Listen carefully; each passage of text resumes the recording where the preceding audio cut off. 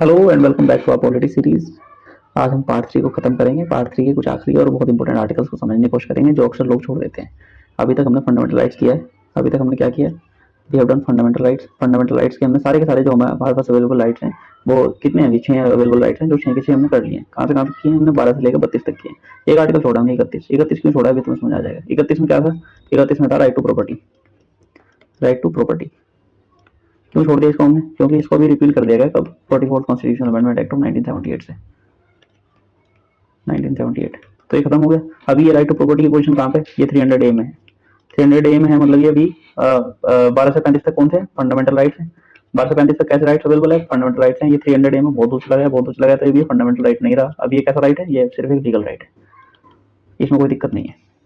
लेकिन आज हम पार्ट 3 के आखिरी आर्टिकल जो हमने बचे हुए हैं, हमारे जो बचे हुए हैं, जिनको लोग अक्सर मिस कर देते हैं, लेकिन क्वेश्चन आने की संभावना है पूरी पूरी।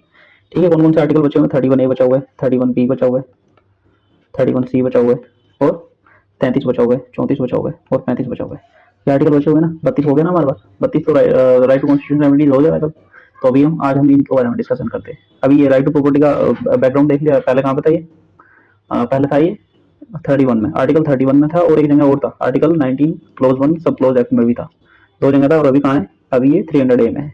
यहाँ से इसको तो बिल्कुल डिलीट कर दिया, इसको डिलीट कर दिया। लेकिन ये 31A, 31B और 31C इनको ऐड किया गया बाद में।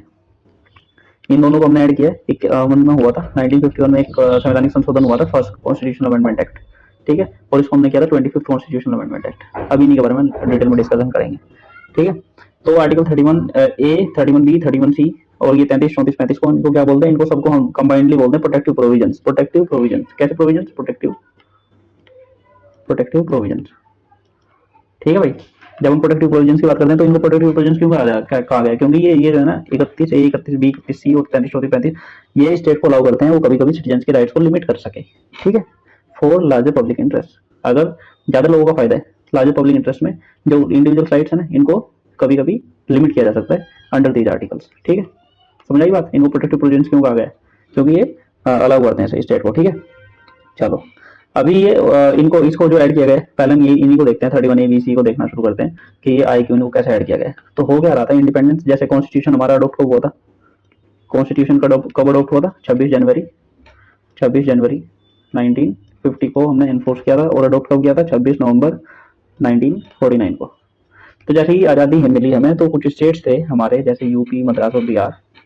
यूपी, मद्रास, बिहार में इन्होंने कुछ लैंड रिफॉर्म्स पास किए। क्या पास किए? लैंड रिफॉर्म्स लॉज पास किए कि जो जमींदारों के पास जमीन है उनको जो ये कल्टीवेटर्स हैं या जो पीजेंट्स हैं उनमें डिस्ट्रीब्यूट करने के लिए कुछ लैंड रिफॉर्म्स एक्ट्स पास हुए। कब? इंडिपेंडेंस के जस्ट बाद। लेकिन क्या हुआ फिर?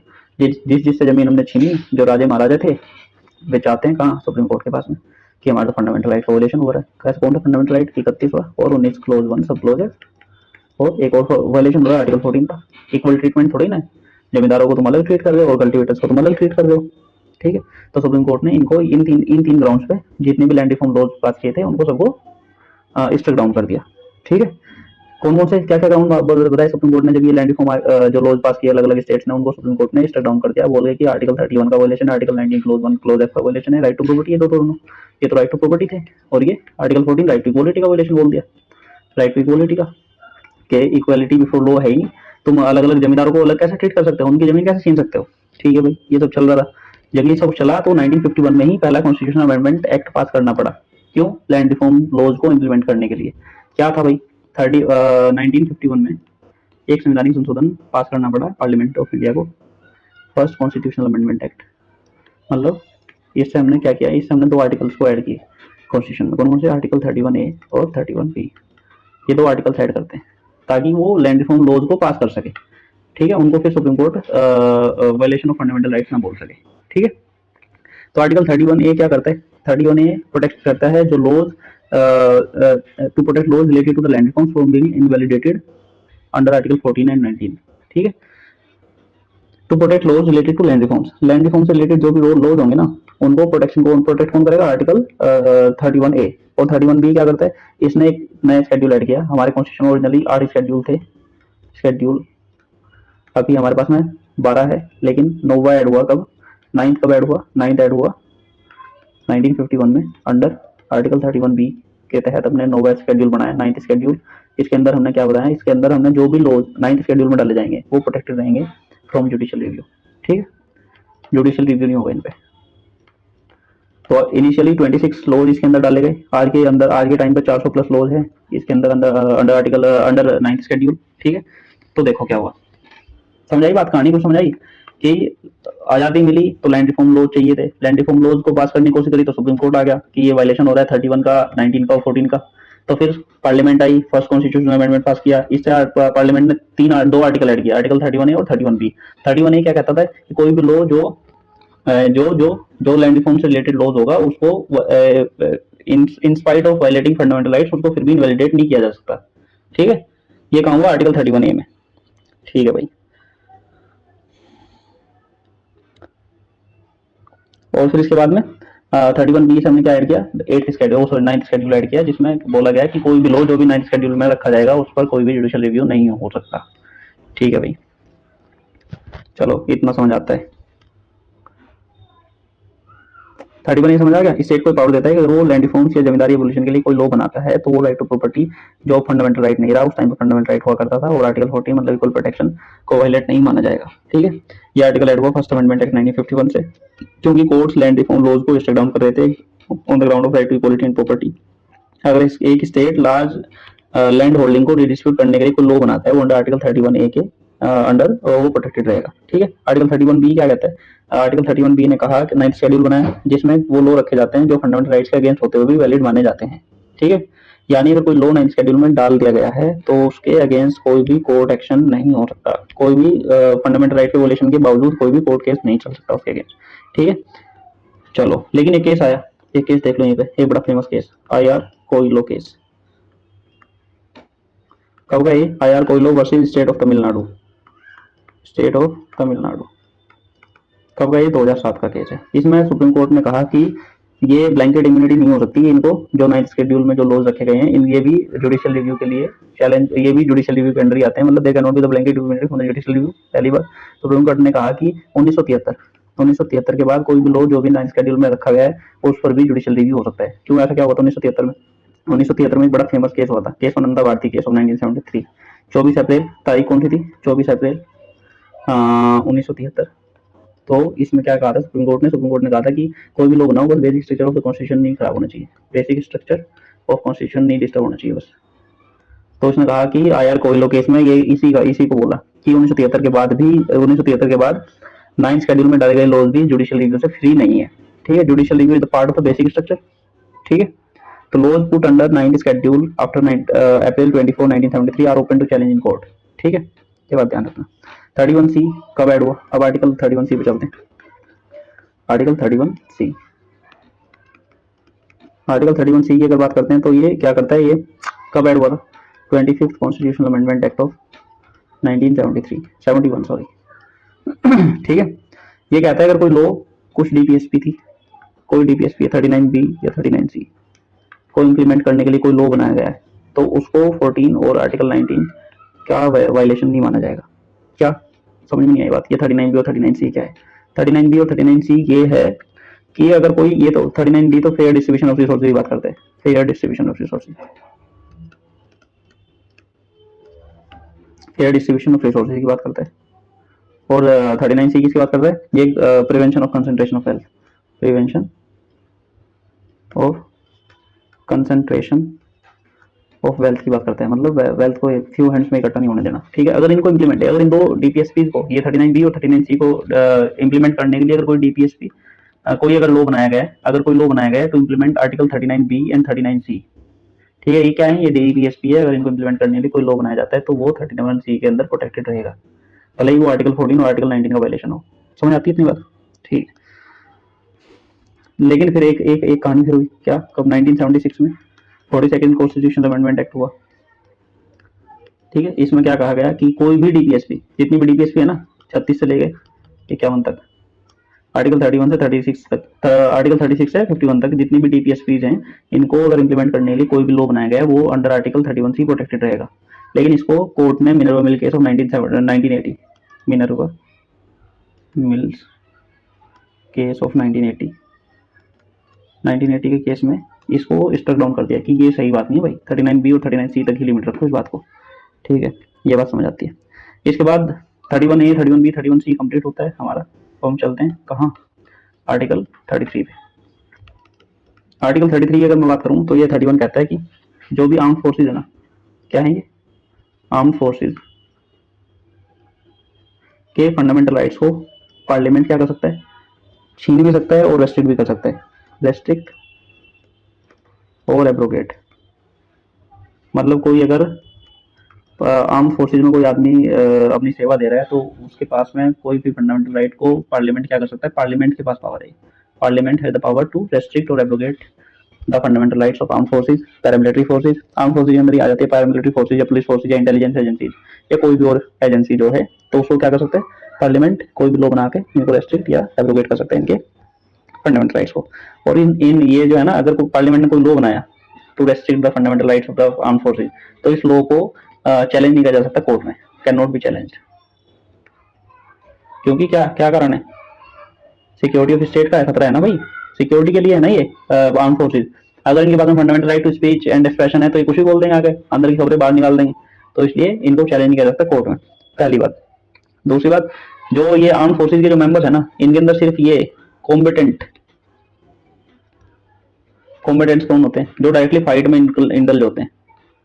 किसी वॉर हुआ, वॉर में कुछ सैनिक जाएंगे और कुछ उनके काम करने वाले लोग जाएंगे, जैसे टेलर हुआ, कारपेंटर हुआ, और जो भी है इनको इनको कॉम्पिटेंट बोलते हैं, जो डायरेक्टली फाइट में इन्वॉल्व होते हैं। और नॉन कॉम्पिटेंट कौन होते हैं, नॉन कॉम्पिटेंट वे होते हैं जो जैसे इनको इनको सपोर्ट के लिए जो होते हैं, जैसे कुक हुआ, मैकेनिक हुआ, कारपेंटर, बार्बर, चौकीदार, बूट मेकर, टेलर वगैरह, ठीक है, इनको इन पर भी ये अप्लाई होता है। ऐसा नहीं कि सिर्फ ये आर्म फोर्सेज के कॉम्पिटेंट मेंबर्स के लिए, ये नॉन कॉम्पिटेंट मेंबर्स के लिए भी हो सकता है, ठीक है। तो हम ये कह सकते हैं इन शॉर्ट कि पार्लियामेंट को आर्टिकल 33 पार्लियामेंट को पावर देता है कि वो arm forces, paramilitary forces, intelligence agencies के मेंबर्स के फंडामेंटल राइट को रेस्ट्रिक्ट कर सकते हैं ताकि डिसिप्लिन बना रहे, ठीक है। मिलिट्री पर्सनल को स्ट्राइक राइट टू स्ट्राइक नहीं है, और किसी भी पॉलिटिकल एक्टिविटी ज्वाइन करने का भी राइट नहीं है, ये बात ध्यान रखना। आर्टिकल 33 में बस यही है। आर्टिकल 34 की अगर बात करते हैं तो आर्टिकल 34 में है भाई मार्शल लॉ की कहानी। अगर किसी एरिया में मार्शल लॉ लगा हुआ है, मार्शल लॉ क्या होता है, rule of military, rule of army कह दो, सिंपल वर्ड्स।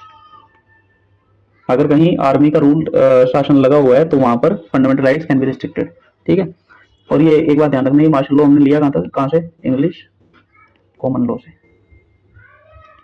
ठीक है। इसमें क्या है भाई, ये मिलिट्री रूल के मतलब अगर ये मिलिट्री के अंडर में कोई एरिया, स्पेसिफिक एरिया, वहाँ का लॉ एंड ऑर्डर बोर्ड हो गया, तो वहाँ पे रूल ऑफ मिलिट्री लगा दिया गया या मार्शल लॉ लगा दिया गया। तो इस सिचुएशन में जो सिविल एडमिनिस्ट्रेशन है ना, सिविल एडमिनिस्ट्रेशन या फिर सिविल एडमिनिस्ट्रेशन को कौन रन करता है, आर्मी रन करती है according to their rules and regulations. जो ऑर्डिनरी लॉज होते हैं ना, उनको सस्पेंड कर दिया जाता है उस टाइम के लिए।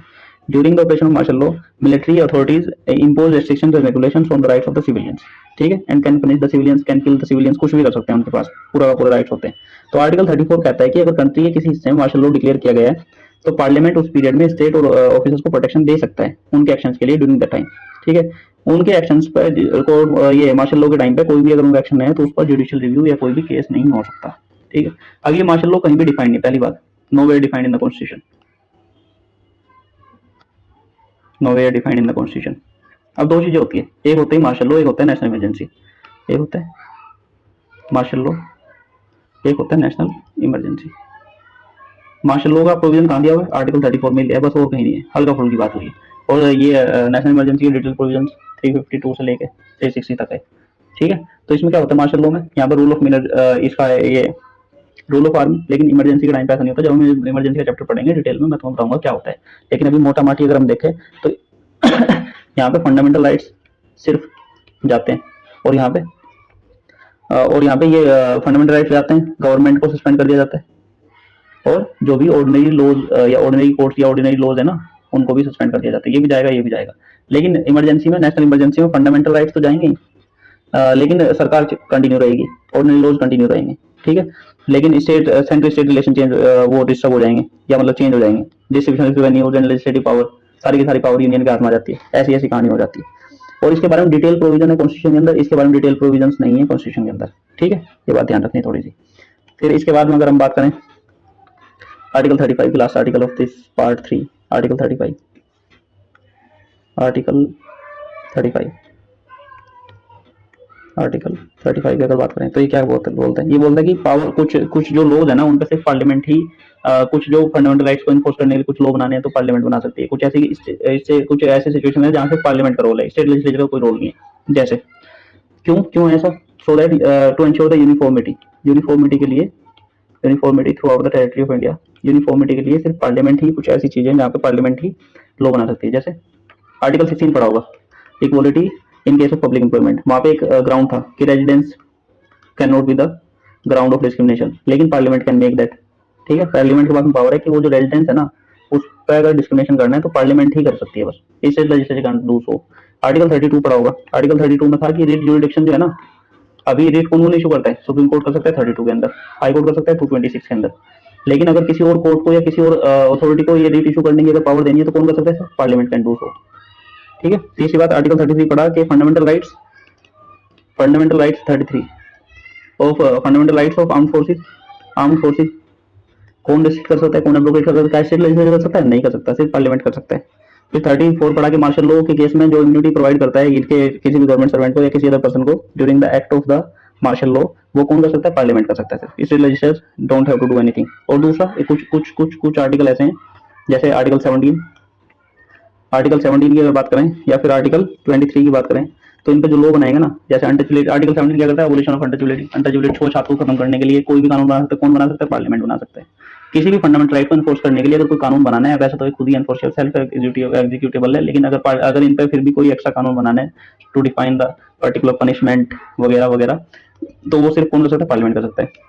23 में क्या था, ये ट्रैफिकिंग ह्यूमन बींग्स और ये फोर्स लेवल की बात करते हैं, इस पर भी कोई कानून बना सकता है तो कौन बना सकता है, पार्लियामेंट बना सकता है। इससे रजिस्ट्री कानून 200, ताकि ये जो है ना ये abolition of untouchability through out the territory of India, through out India हो। ये एक स्टेट बनाएगा तो अलग अलग स्टेट अलग अलग तरीके से डिफाइन कर देंगे, इसलिए ताकि टू इंश्योर द यूनिफॉर्मिटी। ठीक है, तो अगर हम बात करें सिंपल वर्ड्स में तो आर्टिकल 35 कहता है कि सिर्फ पार्लियामेंट को पावर है to make laws for certain fundamental rights. ठीक है, स्टेट के पास नहीं है, ये इंश्योर करता है uniformity of laws through across India.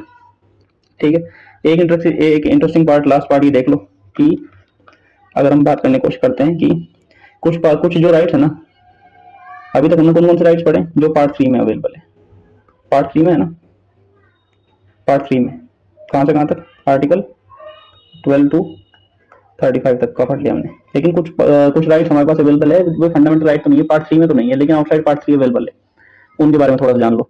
जैसे right to vote fundamental right नहीं है, इस बात को ध्यान रखना। राइट टू वोट कैसा अधिकार है, ये एक कॉन्स्टिट्यूशनल राइट है अंडर आर्टिकल 326 की बात करेंगे तो ध्यान रखना है किससे रिलेटेड है, राइट टू वोट, इसमें कोई दिक्कत नहीं होनी चाहिए। जब हम राइट टू वोट की बात करते हैं तो एक चीज और देख लो, ये एक अभी जब हमारा संविधान बना तो हमारे पास में वोटिंग एज जो थी ना, वोटिंग एज कितनी थी, 21 थी, लेकिन इसको घटाकर अभी तो 18 साल का बालक भी वोट कर सकता है। ये कब से हुआ, ये हुआ 1989 से। 1989 से क्या हुआ था ऐसा, इसमें यहाँ पे हुआ था 61वां संवैधानिक संशोधन। 61वां संवैधानिक संशोधन के बाद में वोटिंग एज 21 से कितनी कर दी गई, 18 कर दी गई। ठीक है, चलो फिर और दूसरे अगर राइट्स की बात करते हैं तो दूसरा राइट देख लो, अनदर राइट जो हमने देखा है आर्टिकल 300A है, जो एक पार्ट 3 के बाहर है, लेकिन एक राइट तो है ना हमारे पास में। तो इन राइट्स को बेसिकली हम फंडामेंटल राइट्स नहीं बोल सकते, क्योंकि ये पार्ट 3 में नहीं है। फंडामेंटल राइट्स सिर्फ उनको बोल रहे हैं जो पार्ट 3 में अवेलेबल है, तो इनको हम कैसे राइट बोल सकते हैं, लीगल राइट बोल सकते हैं या फिर कॉन्स्टिट्यूशनल राइट बोल सकते हैं। मतलब इनके लिए ना तुम डायरेक्ट सुप्रीम कोर्ट नहीं जा सकते। फंडामेंटल राइट की वजह अगर तुम्हें कोई वोट नहीं देने दे रहा, तुम्हारे पास वोट देने का अधिकार है ना, तो तुम सुप्रीम कोर्ट जा सकते हो, नहीं पहले हाई कोर्ट जाना पड़ेगा। ठीक है, और 300A क्योंकि ये एक फंडामेंटल राइट नहीं, फंडामेंटल राइट के लिए ही सिर्फ अंडर आर्टिकल 32 कहाँ जा सकते हो, सुप्रीम कोर्ट जा सकते हो। या 300A है, ये किसकी बात करता है, ये करता है राइट टू प्रॉपर्टी की बात, बता देना ये राइट टू प्रॉपर्टी। ठीक है, तो इनका पार्ट भी याद रखने का भी कोई पूछ लेता है कि राइट टू प्रॉपर्टी कौन से पार्ट में, तो ये कौन सा पार्ट में भाई, पार्ट है ये 12, पार्ट 12। जैसे पार्ट 3 में है ना फंडामेंटल राइट्स, ऐसे ये पार्ट 12 में है। और ये राइट टू वोट 326 ये पार्ट 15 में है। ठीक है, दो राइट्स बताए मैंने तुम्हें जो आउटसाइड फंडामेंटल राइट्स है। एक दो राइट हो रहे देख लो तुम, एक आर्टिकल 265 में कौन सा है, आर्टिकल 265 में कौन सा है कि no tax without law, no tax without law, बिना कानून के कोई टैक्स नहीं लगा सकता, ये तुम्हारा अधिकार है। कहाँ पे लिखा होगा, आर्टिकल 265 में। कौन सा पार्ट में, ये पार्ट होगा इसका भी 12। ठीक है, एक और देख लो आर्टिकल 301 में क्या है कि ट्रेड एंड कॉमर्स या फिर intercourse throughout the territory of India का जो free there will be free trade and commerce, the trade and commerce and intercourse throughout the territory of India shall be free, trade and commerce,